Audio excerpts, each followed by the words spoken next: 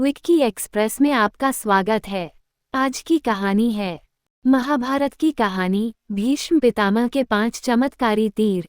ये बात उस समय की है जब कुरुक्षेत्र में कौरवों और पांडवों के बीच युद्ध चल रहा था।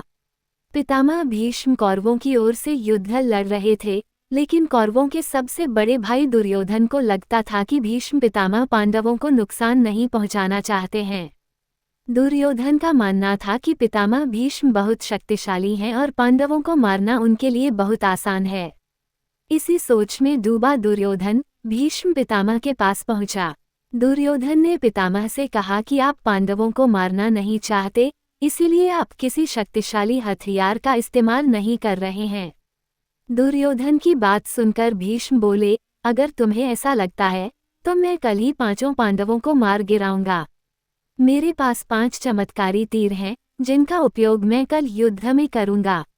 भीष्म पितामह की बात सुनकर दुर्योधन बोला, मुझे आप पर भरोसा नहीं है, इसलिए आप ये 5 चमत्कारी तीर मुझे दे दीजिए। मैं इन्हें अपने कमरे में सुरक्षित रखूंगा। भीष्म ने वो 5 तीर दुर्योधन को दे दिए।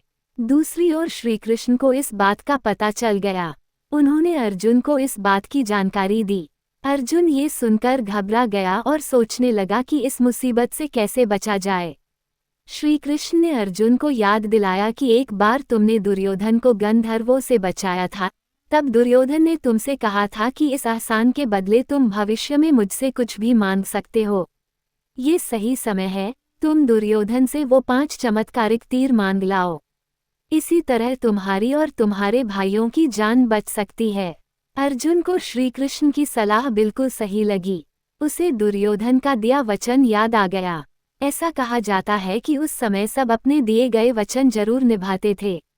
वचन तोड़ना नियम के खिलाफ माना जाता था। अर्जुन ने जब दुर्योधन को उसका दिया वचन याद दिलाया और 5 तीर मांगे, तो दुर्योधन मना नहीं कर सका। दुर्योधन ने अपना वचन निभाया और वो तीर अर्जुन को दे दिए। इस तरह श्रीकृष्ण ने अपने भक्त पांडवों की रक्षा की। सुनने के लिए धन्यवाद। मेरा चैनल सब्सक्राइब करें, लाइक और शेयर भी करें। धन्यवाद।